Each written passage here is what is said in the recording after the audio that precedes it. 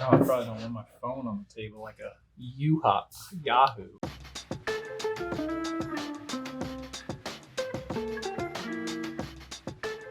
Hi, I'm Dustin, Jordan, and we are the Bourbs.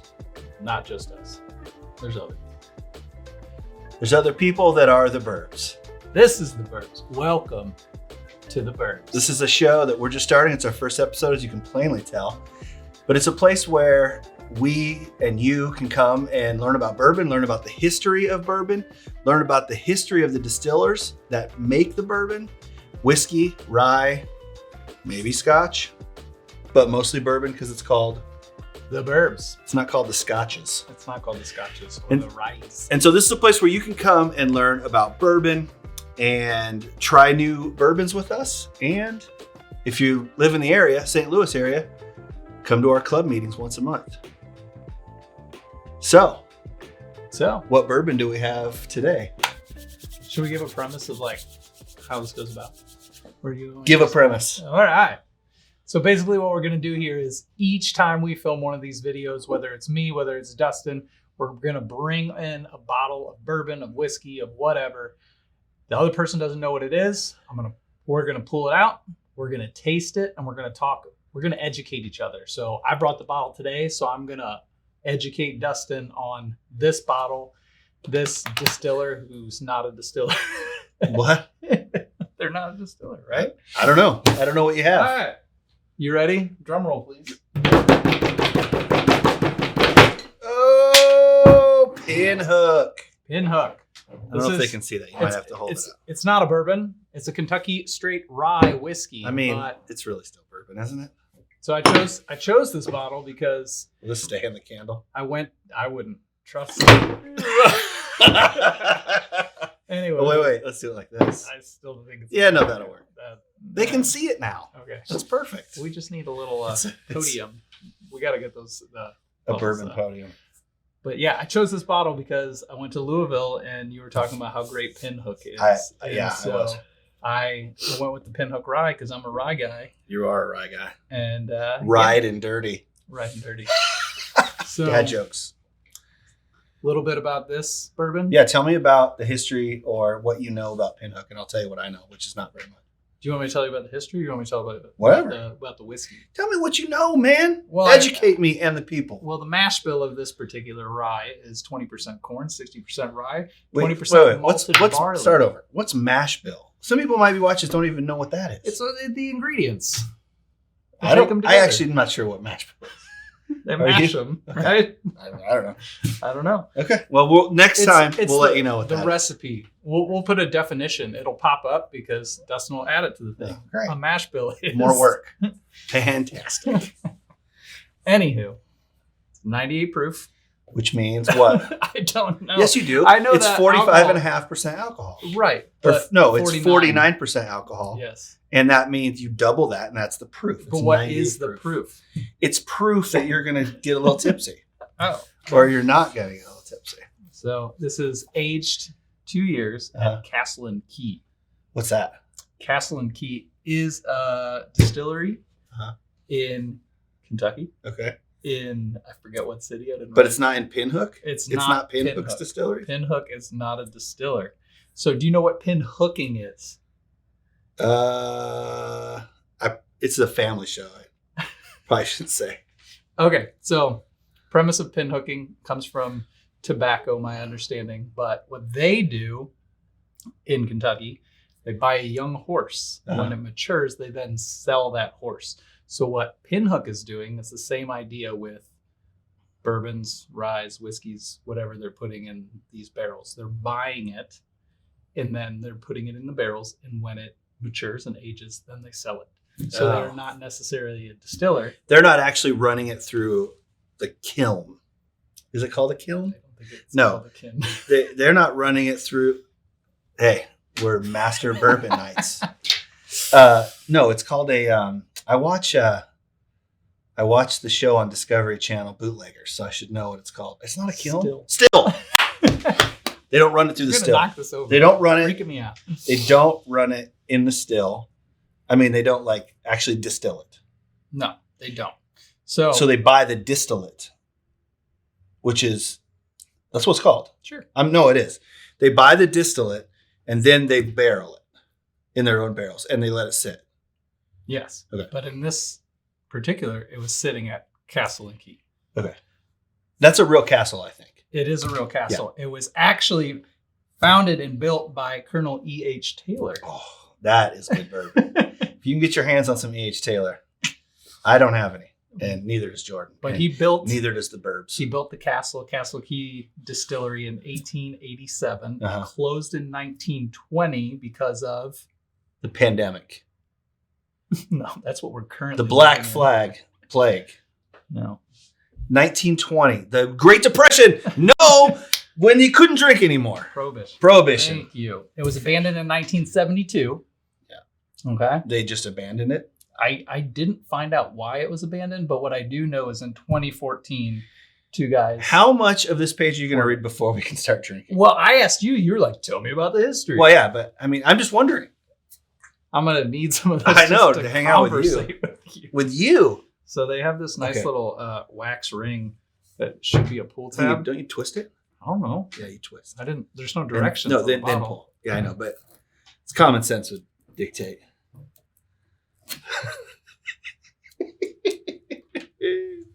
Ooh, I'm excited. I've never had this Pinhook. I've had bourbon. The horse named Bourbon. Can I tell you something though? Yeah. So at Pinhook, they work on the consistency of quality, not the consistency of flavor. So every year, it's going to taste different. They approach it like wine. Right. So apparently one of the guys that founded it was a sommelier prior to all this. Yeah. And he's their master blender. And so he blends them. So you may have had that's bourbon, true. Yeah. But you might have had a different year. Right.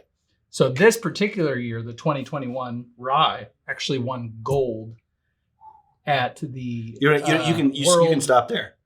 It doesn't matter. At the Olympics, and I want to try. No, if it won gold anywhere.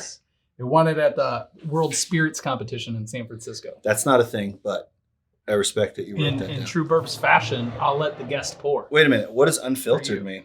I imagine it wasn't run through a filter. It's nice and shook, though, because you dropped it. I don't think shook is a thing, is it? Okay, we're not fancy boys, but I do like to smell it. What do you smell? Nothing yet. I just smell acidity. From my understanding, where you're supposed to get some on the nose, apricot, cinnamon. I mean, as soon as you say something, I smell it every time. I smell fruity. Cinnamon. Okay. Eucalyptus. I couldn't tell you what that smells like. What it smells flowery, like. I guess.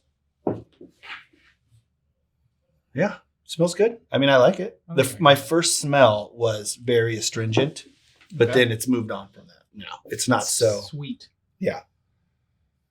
Very much so. Well, cheers. That's right.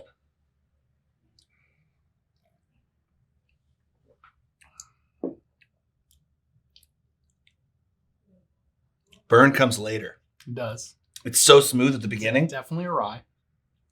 Is that an attribute of rye, or is that you're tasting the rye? Burn. The burn is the attribute of rye. Peppery. Oh, I didn't know that. But at first, I was like, "Oh, this is so smooth," and it's only 98 proof. So they claim. I mean, it is 98 on proof. The palate, you should get licorice. You just cut me off, dude. 98 proof. 98 proof, which should be a little bit Bernie. Yeah. You have a kid named Bernie. I do have a kid named That's Bernie. funny.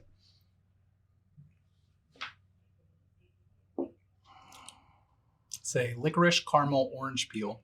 I get oak for sure. Me too. And caramel. I get caramel. Yeah. But I mean, every single bourbon, I get caramel and honey. Right. And, the same. Yeah. It's good though. And I'll tell you, amazing. what else can you tell me about it? So I know that here's what I know. We were in Kentucky and we were on like the bourbon trail and stuff. And my friend says, "Hey, I was looking at the Pinhook because I just like the design." And he said, "Hey, you got to get that if you're, because you can't really get it up here very often in the St. Louis area. So if you were thinking about it, up here. Get it." And I did, and the one I got was bourbon, and it was the horse was called Bourbon Run or something like that. So they actually two of the owners come from a horse racing background, and they actually have a stable called Bourbon Lane, and all their horses either have the name Bourbon in it or Rye in it. Oh, so they name the horses. They name the horses. So these are their horses from Bourbon Lane. And is this the thing where they get the horses when they're young and then sell them? I don't know. Is it the same horses? I don't know. These are their horses. Or do they Bourbon race? Lane. Do they race the horses? I don't know. I honestly don't. What I do know is the bottle changes every year. So if you see this triangle diamond pattern, this is the 2021. I believe when you brought yours back, it had circles on it, which is the 2020. Well, it's a good chance I brought the better, older, more aged stuff. Right. Yeah. Right. I don't think it ages once you take it out of the barrel. So something that I do know about these guys too is they have a little QR code on the back, and if you scan that QR code, it's going to take you to the App Store, which right here it says right there, the App Store, and it's got augmented reality, and so all of the stuff that we're talking about today, the horse.